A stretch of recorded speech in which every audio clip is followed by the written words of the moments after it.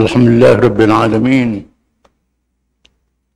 الرحمن الرحيم مالك يوم الدين إياك نعبد وإياك نستعين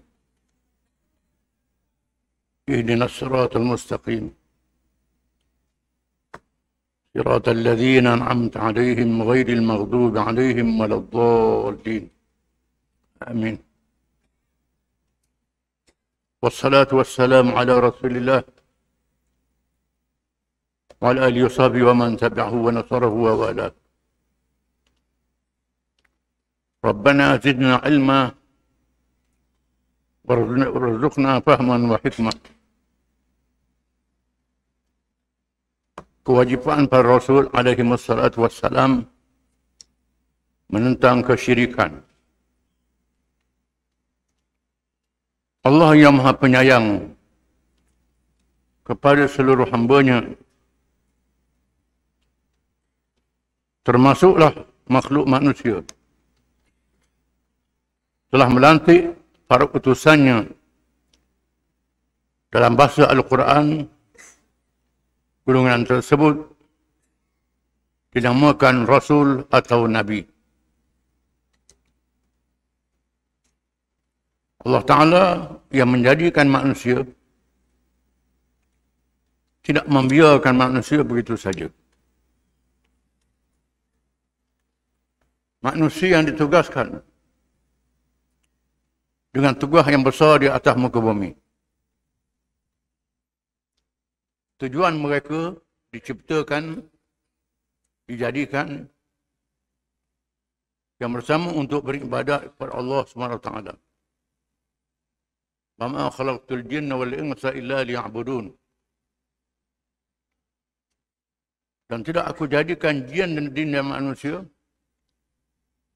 melainkan supaya mereka itu memperhambakan diri, beribadat, menyembah aku sahaja. Tunduk kepada Allah sahaja.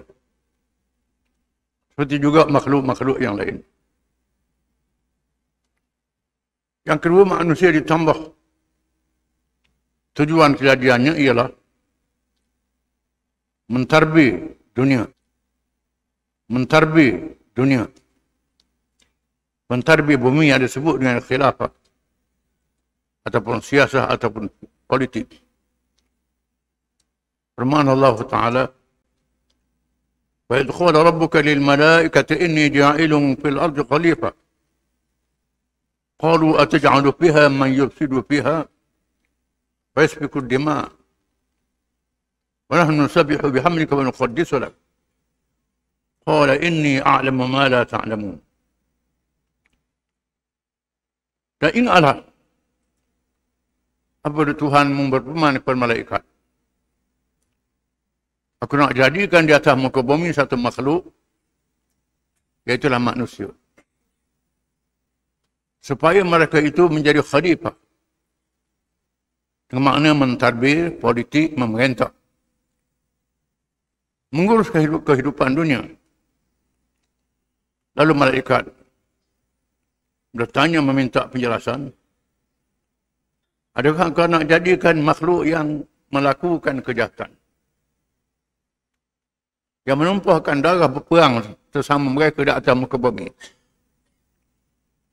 Padahal kami, malaikat ini, memuja, bertasbih, membesarkan wahai Tuhan. Mengapa kamu tak tugaskan kami? Tuhan menjawab, aku tahu apa yang kamu tidak tahu. Kerana manusia ada fitrah. Sifat sudah jadi yang ada pada dirinya. Yang tak ada pada makhluk yang lain. Ada jasad, ada nyawa, ada akal. Hidup dalam masyarakat. Mereka ada nafsu keinginan. Menggunakan makhluk-makhluk yang lain di atas muka bumi. Maka malaikat, binatang, makhluk lain tidak layak. Manusia ditugaskan untuk mentadbir bumi. Mengurus, memerintah. Yang ketiga, menunaikan amanah. Inna aradna al-amanata 'ala as-samawati wal jibal fa abain an yahmilha wa ashfaqna minha wa hamalha al-insan innahu kana zaluman jahula. Sesungguhnya kami telah memamerkan, membentangkan satu perkara yang dinamakan amanah, tanggungjawab kepada langit, bumi, bukit, bukar dan gunung ganang. Tiba-tiba makhluk yang besar, yang hebat itu enggan, tidak mahu, takut memikulnya. Namun manusia bersedia untuk memikulnya. Sesungguhnya manusia itu sangat zalim lagi sangat jahil. Amanah itu ialah menghukum dengan adil. Hukum dengan hukum Allah, dengan adil. Firman Allah Ta'ala, Inna Allah ya'murukum an ta'addu al-amanati ila ahliha. Wa idha hakamtum baina an-nasi an tahkumu bil 'adl. Inna Allah ni'ma ya'idukum bih. Inna Allah kana sami'an basira. Allah Ta'ala memerintah kamu supaya kamu menyerahkan tanggungjawab, menyerahkan segala amanah, tugas kepada orang yang layak menjalankan tugas itu. Dan apabila kamu menghukum, hendaklah hukum dengan adil. Hukum manusia semuanya dengan adil. Allah Ta'ala menyuruh kamu dengan suruhan perintah yang sebaik-baiknya. Allah Ta'ala itu maha mendengar lagi maha melihat. Semuanya adalah daripada Allah Ta'ala. Tuhan yang Maha Esa, yang menjadikan alam, disebut Rabbul Alamin. Tuhan yang menjadi, mentadbir, mengurus alam ini. Nak ikut perintah Tuhan yang Maha Esa itu. Dalam ibadatnya, dalam politik mentadbirnya, dalam melaksanakan hukumnya, mestilah mengikut perintah Allah Ta'ala. Sempadan Allah Ta'ala. Peraturan Allah Ta'ala. Yang maha mengetahui. Tetapi malangnya manusia yang ada nafsu ini reka sendiri. Buat sendiri. Lantik Tuhan yang lain daripada Allah. Buat peraturan lain daripada Allah. Peraturan Allah Ta'ala tak izin, pergi buat juga. Untuk menyelamatkan manusia yang lemah ini, Allah Ta'ala lantik utusan-utusannya. Utusan dinamakan Rasul-Rasul dan Nabi-Nabi alaihimussalatu wassalam. Manusia yang dipilih oleh Allah Ta'ala. Bukan sembarangan. Manusia yang paling hebat. Mereka yang dilantik menjadi utusan Allah itu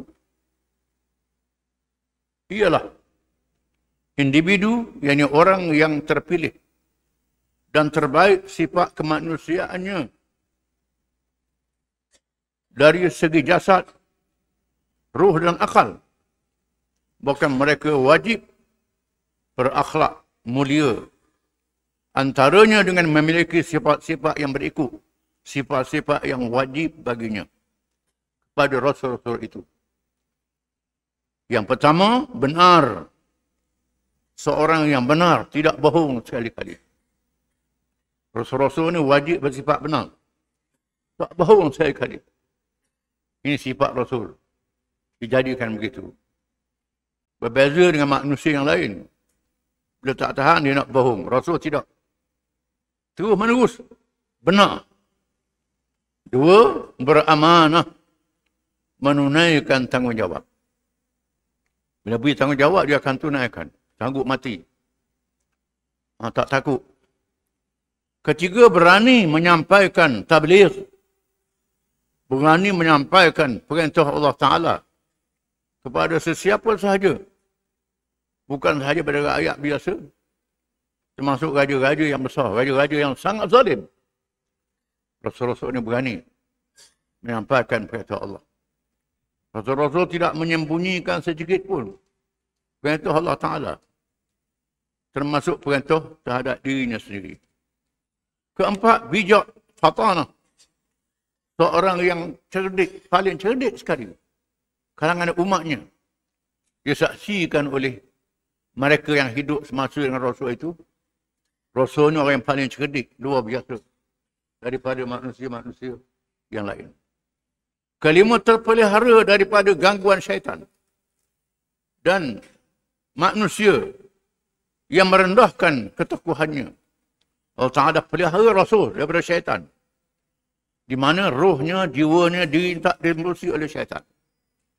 Ada manusia lain dapat ditembusi oleh syaitan. Ditipu. Rasul-Rasul ini dipelihara oleh Allah Ta'ala. Ismah. Dijaga. Inilah sifat-sifat yang ada pada Rasul ini lantik oleh Allah Ta'ala. Kita kena percaya, kena terima. Bermula dengan Nabi Adam AS, bapa segala manusia, berakhir dengan Nabi Muhammad SAW. Nabi terakhir sekali untuk dunia akhir zaman. Lepas tu, dunia ditamatkan ajalnya, tempohnya, berlaku kiamat.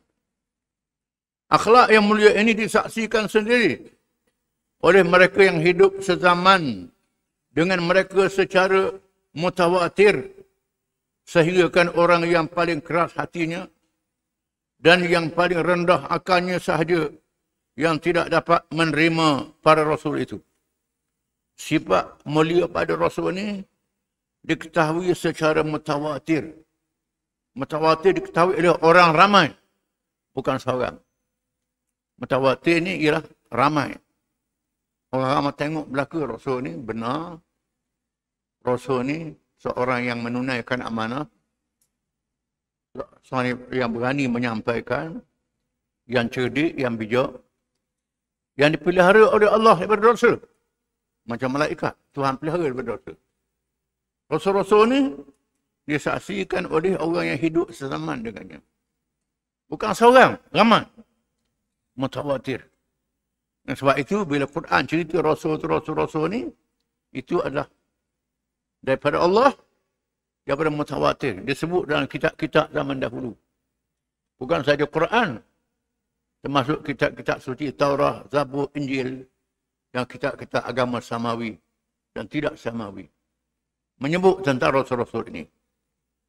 Kewajipan para Rasul itu ialah menunjuki manusia atau umat masing-masing ke arah jalan yang betul, pada masa yang sama menyelamatkan mereka yang sesat dan salah, supaya kembali kepada kebenaran yang ditetapkan oleh Allah, Pencipta alam, yang Maha Pengasih lagi Maha Penyayang.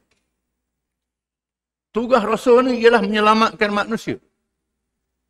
Menyelamatkan manusia daripada kesesatan, daripada kejahatan. Sanggup mengorbankan dirinya.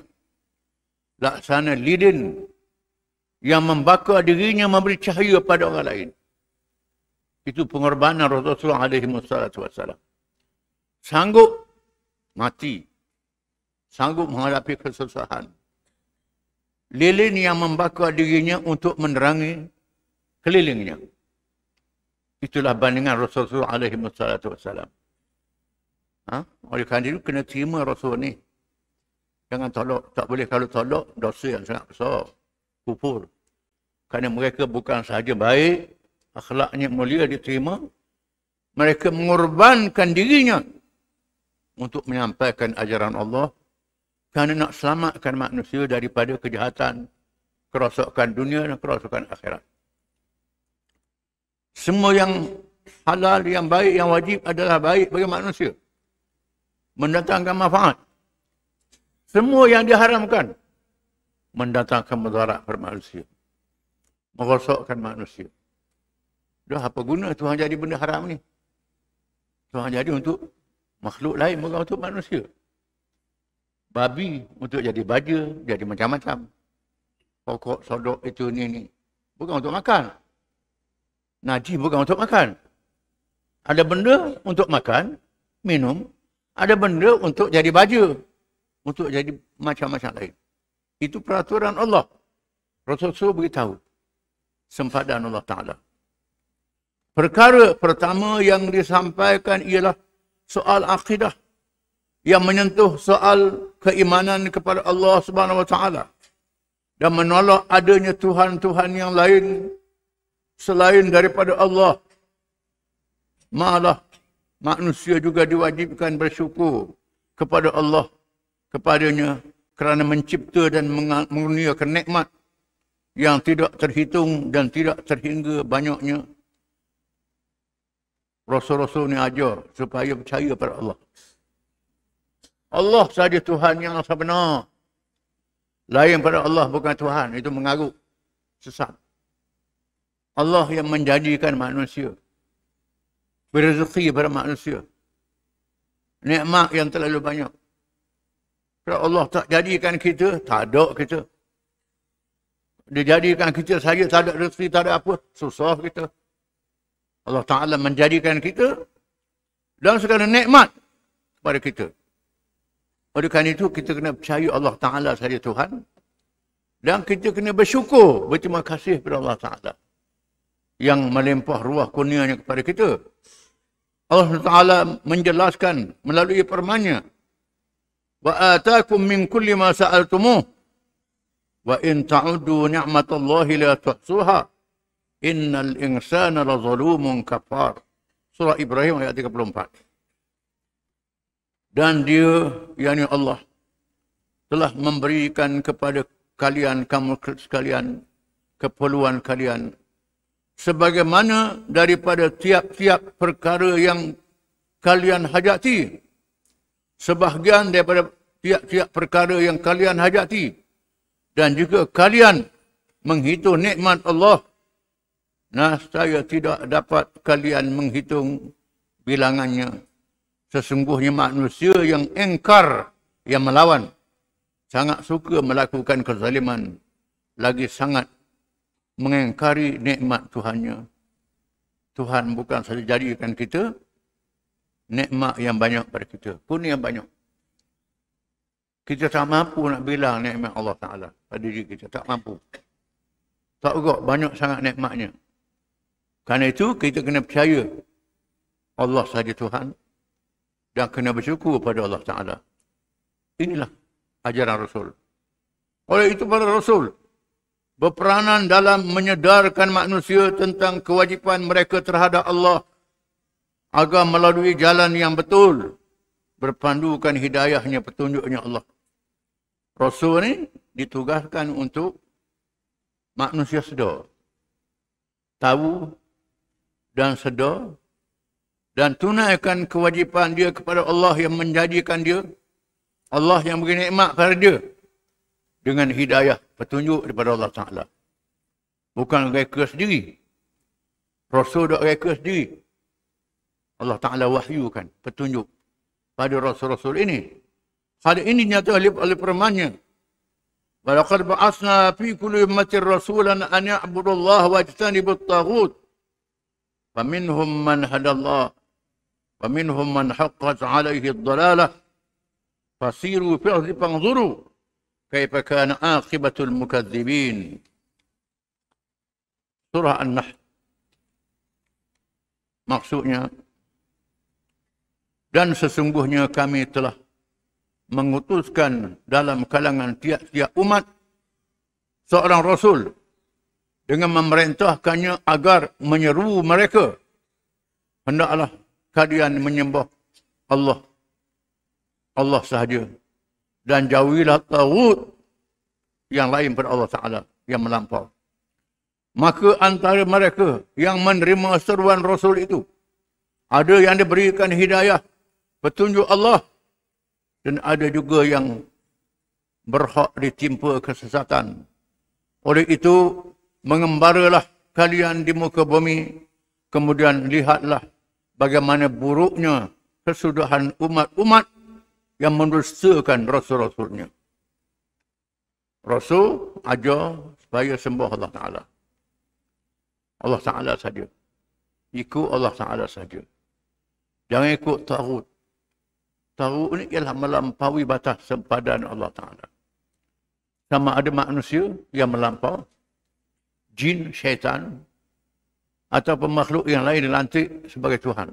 Itu taghut. Hendaklah ditolak oleh manusia. Kalau tak ikut peraturan Allah, merosakkan manusia sendiri. Sila berjalan di atas muka bumi. Lihat kesan-kesan sejarah zaman dahulu.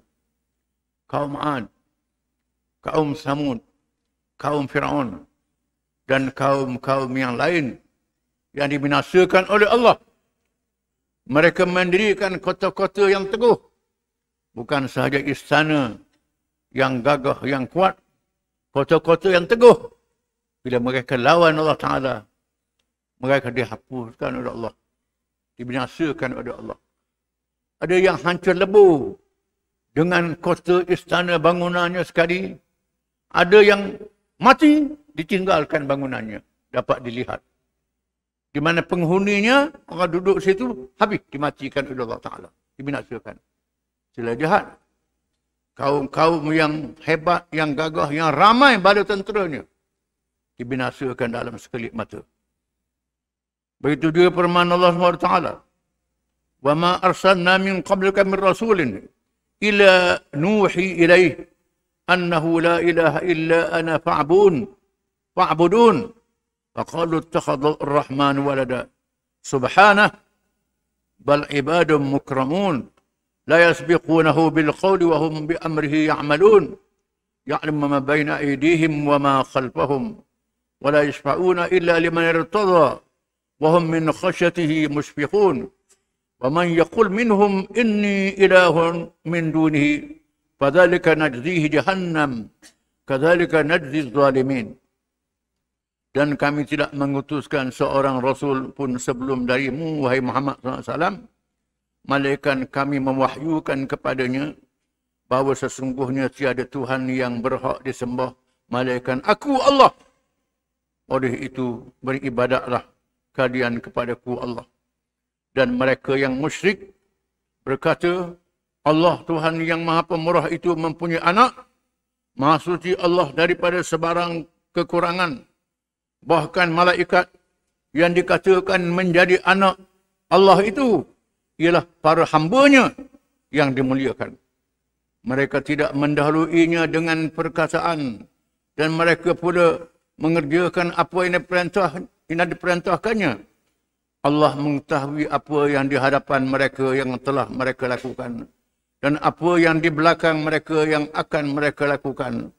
Dan mereka tidak memberikan syafaat malaikat kepada sesiapa yang diridai Allah, dan mereka pula sentiasa merasa cemas, takut daripada ditimpa azabnya. Dan jika ada sesiapa di antara mereka berkata, sesungguhnya aku ialah Tuhan selain daripada Allah, maka yang berkata sedemikian itu, kami akan memberikan balasan dengan azab neraka Jahannam. Demikianlah kami memberikan pembalasan kepada golongan yang zalim. Semua Rasul membawa ajaran yang satu. Mengajak manusia beriman pada Allah sahaja. Tak ada Tuhan yang lain. Tak boleh lantik Tuhan lain pada Allah. Termasuk para malaikat yang mulia. Yang sujud taat pada Allah. Itu bukan Tuhan. Itu adalah hamba-hamba Tuhan. Malaikat hamba-hamba Tuhan. Bukan Tuhan. Apa lagi makhluk yang lain pada malaikat? Lantik jadi Tuhan.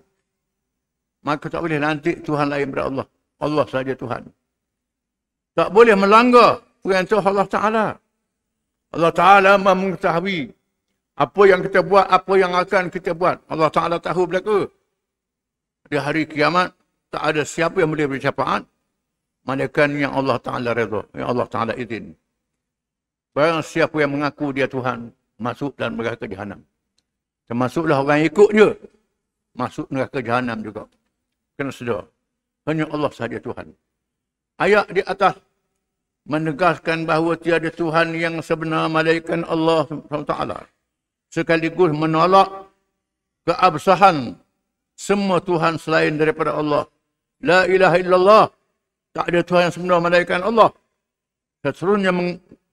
Seterusnya mengisbatkan, mensabitkan kewujudan zat Allah.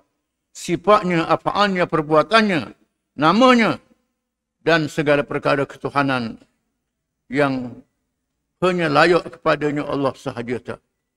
Daripada Abu Hurairah radhiyallahu anhu pernah bersabda, Nabi pernah bersabda, "Yakun nabiyyan da'watun yad'uha wa uridu an akhtabi'a da'wati syafa'atan li ummati yaumal qiyamah." Setiap nabi mempunyai doa yang digunakan untuk kebaikan umatnya. Sesungguhnya aku menyimpan doa aku sebagai syafaat bagi umatku pada hari kiamat. Allah Ta'ala izin pada siapa pada hari kiamat boleh tolong umat dia. Nabi boleh tolong umat dia. Ulama boleh tolong murid-murid dia. Yang dipilih oleh Allah Ta'ala. Orang majlis cair boleh tolong anak beranak dia. Dan sebagainya. Yang Allah Ta'ala izin. Malaikat boleh turun sesiapa yang Allah Ta'ala izin.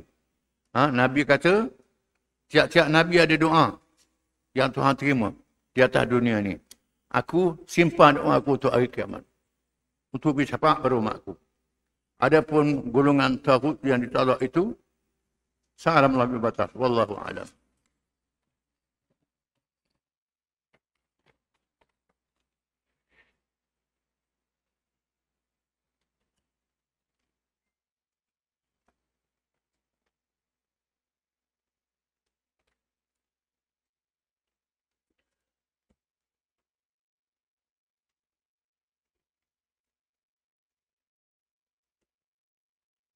Coba.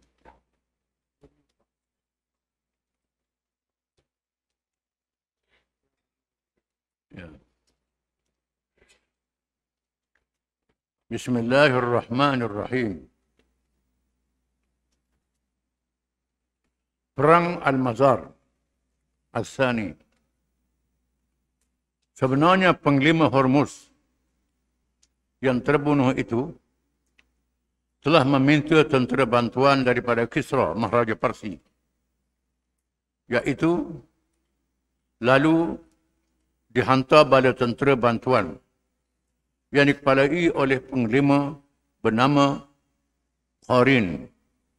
Akan tetapi Hormuz memandang rendah terhadap keupayaan tentera Islam dan melancarkan serangan terlebih dahulu.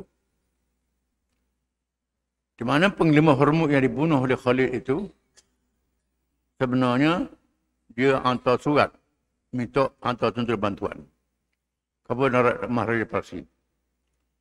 Lalu Maharaja Parsi hantar tentera bantuan dikepalai oleh panglima Qarin. Hormuz memandang ringan tentera Islam ni. Dia anggap lemah. Kerana jumlahnya sikit. Lalu dia serang dulu. Belum tiba bantuan. Setelah Hormuz terbunuh, maka tenteranya berundur. Khalid radhiyallahu anhu mengarahkan agar Al-Musanna memburu tentera yang berundur itu. Tiba-tiba tentera musuh bergabung dengan tentera bantuan tersebut. Kemudian tentera itu disusun semula oleh Qarin bagi melancarkan serangan balas ke atas tentera Islam. Mereka mengambil tempat di satu daerah bernama Mazar. Tempat baru, pengkalan tentera Parsi. Bergabung tentera yang undur, tentera bantuan. Dan Musanna menghadapi tentera ini. Khalid bin Al-Walid radhiyallahu anhu yang mendapat maklumat risikan dengan segera terus memimpin bala tenteranya bagi membantu Al-Musanna radhiyallahu anhu. Pada masa yang sama, beliau menghantar perutusan kepada Khalifah Abu Bakar radhiyallahu anhu bagi memaklumkan kemarahannya itu. Ketibaan Khalid radhiyallahu anhu telah dicabar oleh Qarin untuk beradu senjata kepada seorang pahlawan Islam bernama Al-Ma'qal bin Al-A'mash sampai ke hadapan lalu membunuh Qarin. Bila bertemu bala tentera ni, panglima tentera Parsi cabar Khalid ajak berlawan sama seorang. Tak ada Khalid pergi. Al-Ma'qal bin Al-Amsh sampai membunuh Qarin, panglima Parsi. Ini cara perang zaman dulu. Akhirnya tentera Islam sekali lagi berjaya menggempur musuh dan membunuh panglima-panglima tentera Parsi, sekaligus menyebabkan tentera musuh berundur setelah 30,000 tentera mereka terbunuh. 10,000 tentera Parsi dibunuh dalam peperangan ini. Tentera musuh yang masih ada melarikan diri dengan menaiki kapal. Naik kapal, menyeberang sungai, Furat dan Teluk Parsi. Perang Al-Walajah. Berita kekalahan tentera Parsi di Al-Mazar sampai kepada pengetahuan Kisra, Raja Parsi. Lalu dia mengarahkan jumlah tentera yang lebih besar, anggotanya, dengan dikepalai oleh Al-Andar Zaghar. Dia turut disertai oleh tentera sokongan daripada bangsa Parsi dan kabilah pulang Arab yang setia kepadanya. Raja Parsi atau tentera lebih ramai lagi, kerana dia kuasa besar dunia. Parsi ni kuasa besar dunia pada masa itu. Dia ada takluk dia luas, tentera dia ramai. Dia tentera yang lebih ramai lagi. Panglima Al-Andar Zaghar mengarahkan supaya operasi besar itu diketuai Panglima Bahman Jazawih. Ini Parsi. Bala tentera yang besar itu bergerak dari Al-Madain menuju ke daerah Kashgar dan terus ke daerah Walajah yang terletak di tempat pertemuan dua sungai, iaitu Sungai Furat dan Sungai Dijlah, dua sungai besar di Iraq.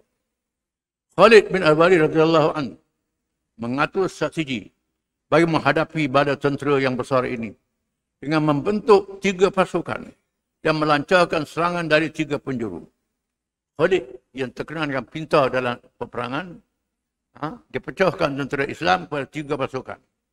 Pasukan 1, serangan mengejut dari belakang. Pasukan 2, serangan sampingan.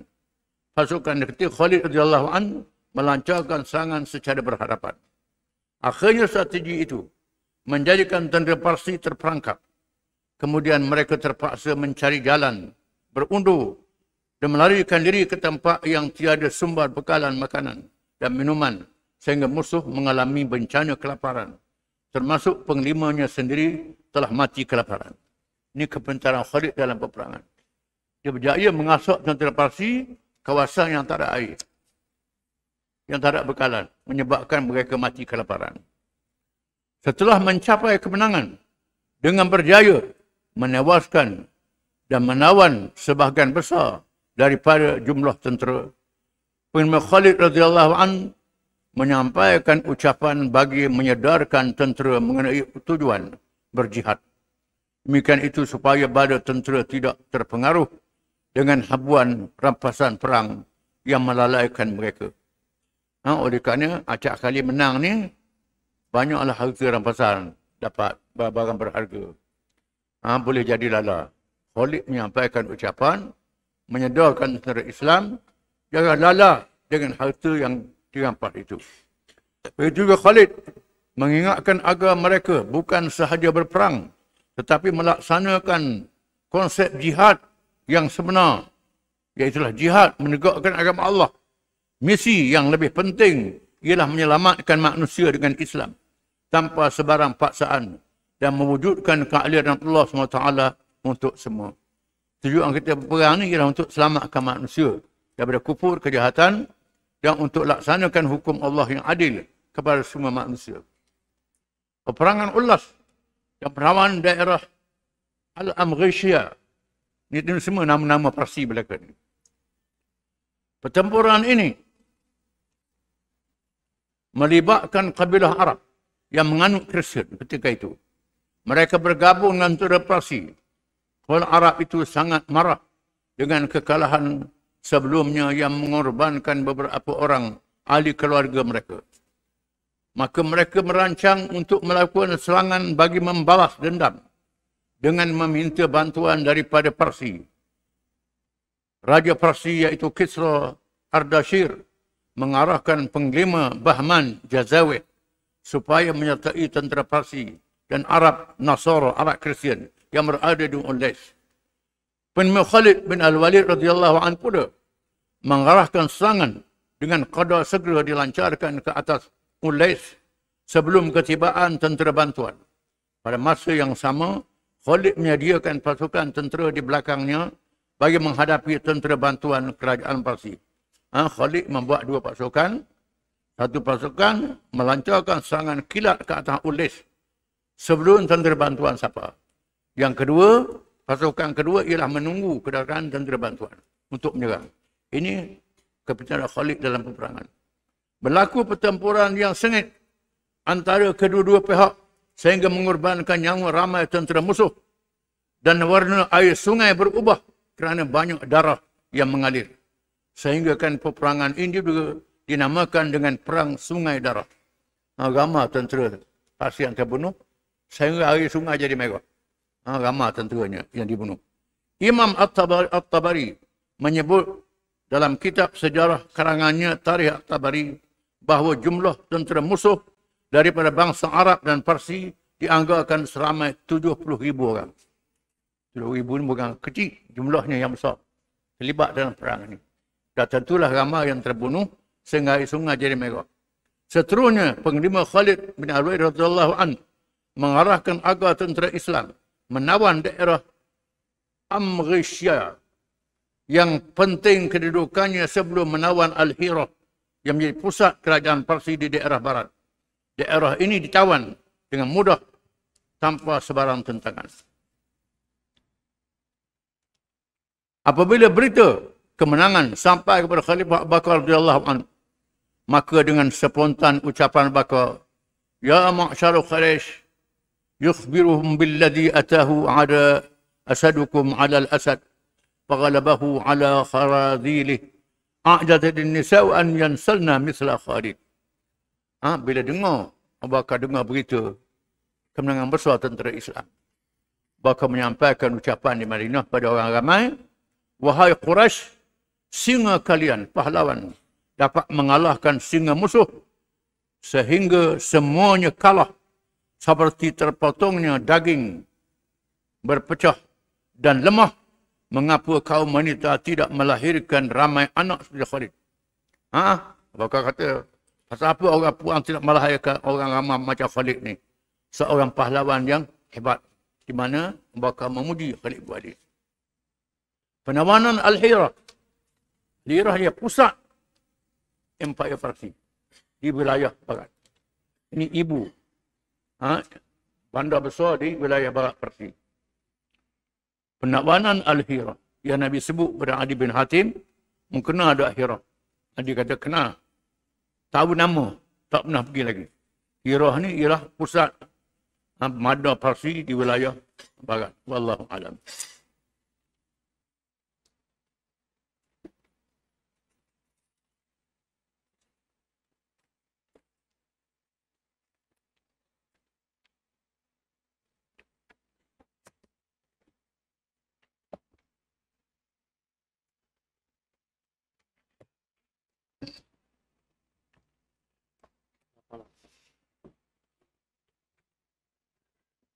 أعوذ بالله من الشيطان الرجيم. فما لكم في المنافقين فئتين والله أركتهم بما كسبوا أتريدون أن تهدوا من أضل الله ومن يضلل الله فلن تجد له سبيلا ودوا لو تكفرون كما كفروا فتكونون سواء فلا تتخذوا منهم أولياء حتى يهاجروا في سبيل الله فإن تولوهم فخذوهم واقتلوهم حيث وجدتموهم ولا تتخذوا منهم وليا ولا نصيرا إلا الذين يصلون إلى قوم بينكم وبينهم ميثاق أو جاءوكم حسرت صدورهم أن يقاتلوكم أو يقاتلوا قومهم ولو شاء الله لسلطهم عليكم فلقاتلوكم فإن اعتزلوكم فلم يقاتلوكم وألقوا إليكم السلم فما جعل الله لكم عليهم سبيلا ستجدون آخرين يريدون أن يأمنوكم ويأمنوا قومهم كلما ردوا إلى الفتنة أركسوا فيها فإن لم يعتزلوكم ويلقوا إليكم السلم يكفوا أيديهم فخذوهم واقتلوهم حتى ثقفتموهم وأولئكم جعلنا لكم عليهم سلطانا مبينا.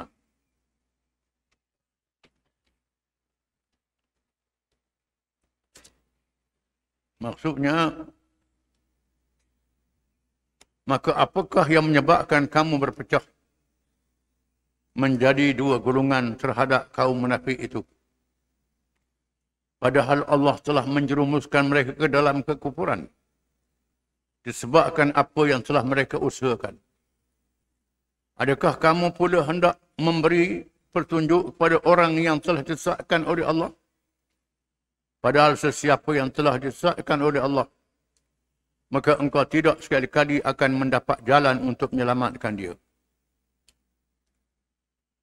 Mereka suka kalau kamu pula menjadi kafir, sebagaimana mereka telah menjadi kafir.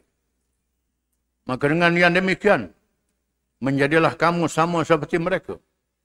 Oleh itu, janganlah kamu mengambil seorang pun di antara mereka menjadi teman rapat kamu, hingga mereka berhijrah pada jalan Allah untuk menegakkan Islam.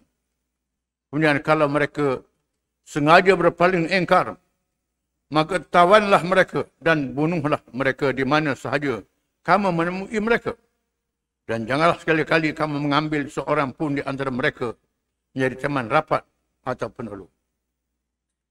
Kecuali orang-orang yang pergi meminta perlindungan kepada suatu kaum yang ada ikatan perjanjian setia di antara kamu dengan mereka, atau orang-orang yang datang kepada kamu sedang hati mereka merasa berat hendak memerangi kamu atau memerangi kaum mereka. Dan jika Allah menghendaki nescaya ia menjadikan mereka berkuasa melawan kamu, kemudian tentulah mereka memerangi kamu. Dalam pada itu, jika mereka membiarkan kamu tidak mengancam atau mengganggu, serta mereka tidak memerangi kamu dan mereka menawarkan perdamaian kepada kamu, maka Allah tidak menjadikan bagi kamu suatu jalan yang membolehkan kamu memerangi atau melawan mereka. Kamu akan dapati pula golongan-golongan lain yang pura-pura Islam, supaya mereka beroleh aman dari pihak kamu. Dan sebaliknya mereka melahirkan kekufurannya, supaya mereka beroleh aman dari pihak kaum mereka sendiri yang masih kafir. Tiap-tiap kali mereka diajak kepada fitnah, mereka juga terjerumus ke dalamnya. Oleh itu, jika mereka tidak membiarkan kamu dan terus mengganggu atau berpihak kepada musuh, dan tidak pula menawarkan perdamaian kepada kamu, dan juga tidak menahan tangan mereka daripada memerangi kamu, maka hendaklah kamu bertindak menawan mereka dan membunuh mereka di mana sahaja kamu menemuinya. Kerana mereka lah orang-orang yang kami jadikan bagi kamu alasan yang terang nyata untuk bertindak terhadapnya. Ayat ini menyatakan tentang golongan munafik yang berpura-pura Islam. Zahirnya Islam. Dia tengok Islam dalam keadaan yang lemah, mereka berpusing, melawan, berpihak pada musuh untuk menentang Islam. Para ulama berkhilaf, siapakah golongan ini? Ada ulama tafsir mengatakan mereka ialah golongan yang ditarik oleh Abdullah bin Ubay dalam peperangan Uhud. Di mana jumlah tentera Islam dalam perang Uhud ialah 1000. Nabi telah bermesyuarat dengan sahabatnya bagaimana mengatur strategi perang Uhud. Abdullah bin Ubay, pemimpin munafik, mencadangkan supaya berperang di Madinah. Yang musuh datang serang Madinah, kita lawan di lorong-lorong Madinah. Kaum muslimat boleh terlibat sama melalui jeneral-jeneral rumah membantu peperangan itu. Nabi cenderung kepada pandangan Abdullah bin Ubay ini. Tetapi satu golongan yang lain, khususnya mereka yang tak sempat perang Badar, yang diberi kelebihan oleh Allah, mahu supaya melawan di luar Madinah. Bukan tunggu musuh datang serang Madinah. Kerana dari segi strategi peperangan, kalau kita lawan di Madinah, kita kalah. Madinah akan ditawan dari musuh. Kalau kita perang di luar Madinah, kita tewas, boleh undur lagi. Atau langsung untuk lawan, berjuang seterusnya. Akhirnya Nabi terima pandangan berperang di luar Madinah. Nabi terima pandangan perang di luar Madinah. Iaitulah di kawasan Bukit Uhud. Pandangan lebih kuat Ramai yang setuju begitu. Tentera Islam mula-mula ada 1,000. Allah Akbar yang munafik ini. Bila cadangan dia ditolak oleh Nabi, dia berjaya menarik puak-puak dia selama 300 orang. 300 orang, tinggal 700 je daripada 1,000. Melarikan diri.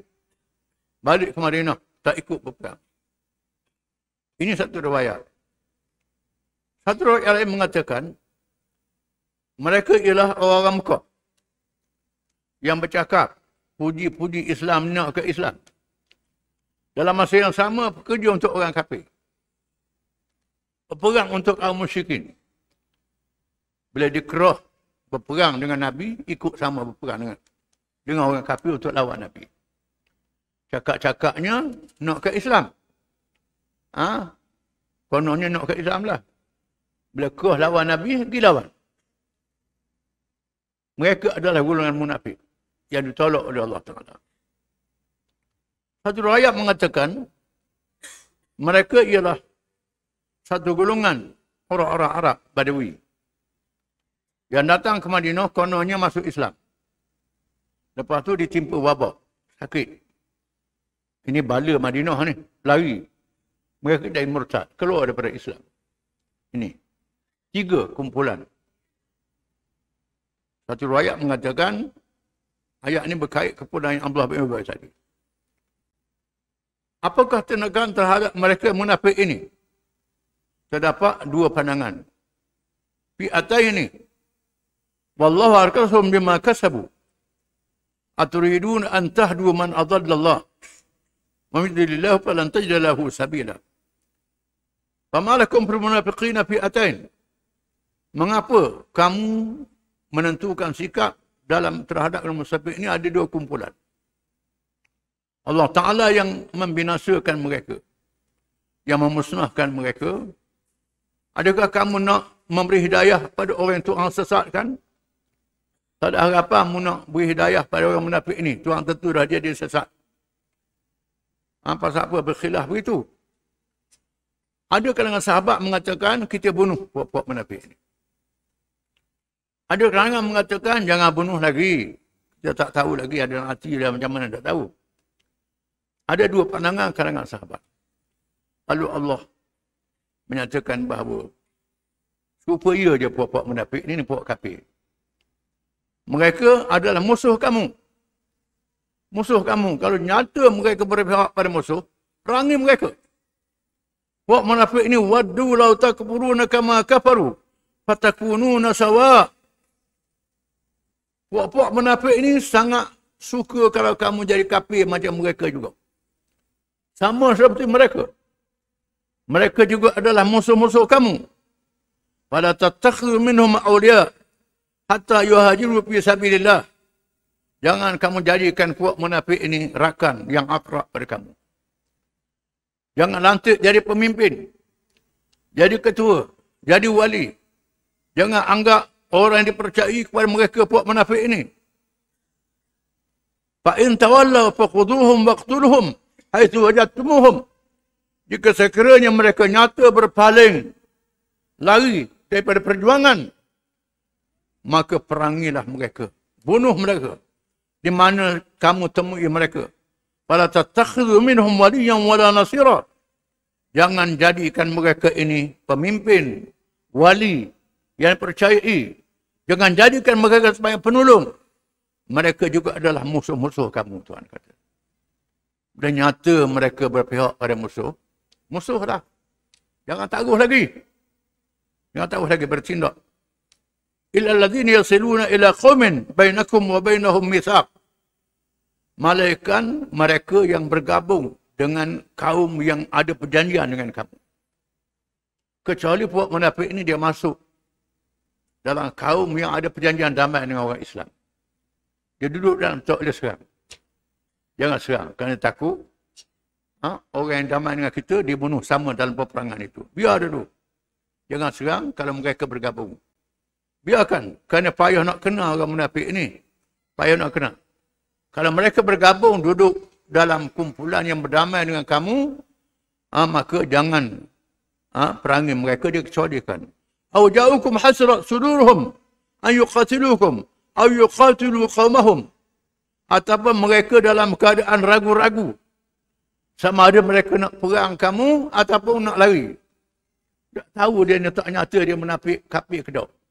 Tak jelas. Yang tak jelas ni Tuhan kata biarkan. Kecuali yang nyata dia munafik berpihak pada kafir. Sekaligus perang mereka ini Tuhan kata. Mereka ini. Yang tak jelas ni biarkan. Walau sya Allah sallallahu alaikum falaqatalukum. Kalau Allah menghendaki, nascaya Tuhan jadikan mereka itu berpihak pada musuh. Mereka memerangi kamu. Fa in tadalukum falam yuqatilukum alqaw ilaikum assalam. Fama ja'allahu lakum alaihim sabila. Kalau mereka itu tak memerangi kamu, tak membesar daripada kamu, biarkan. Begitu. Damai. Allah Ta'ala tidak berjalan kepada mereka untuk membinasakan kamu dengan sebab mereka. Satajiduna qawman akharina yuriduna ya'manukum wa ya'manu qawmahum kullama ruddu ila fitnah urkisu fiha. Satu puak lagi, puak yang tengok keadaan. Islam menang ke tidak? Nampak Islam menang, dia lari lah. Masuk dia puak Islam juga. Untuk dapat habuan sama. Ini satu kumpulan. Kalau tengok orang Islam tewas, dia tunjukkan pihak pada musuh. Ini berlaku. Akan berlaku begitu. Ini ada. Satu puak yang begitu. Ini tengok keadaan. Jangan bimbang. Mereka tetap dibinasakan oleh Allah. Dan satu puak lagi. Puak yang dipaksa. Ada kalangan yang Islam. Duduk dalam kalangan bukan Islam dipaksa untuk berperang. Mereka datang. Datang dipaksa dan mereka tak berperang. Ya ini jangan bunuh mereka. Antara Abbas, waktu Nabi SAW, yang dipaksa datang dalam perang Badar. Berperang. Abbas ni memang sayang ke Nabi. Dan Abbas ni mengisyakan Islam pada akhirnya. Nabi pesan ke sahabat-sahabat dia, Abbas ni kalau jumpa jangan bunuh. Tawan saja, selamatkan dia. Ini ada satu puak kalau berlaku begitu.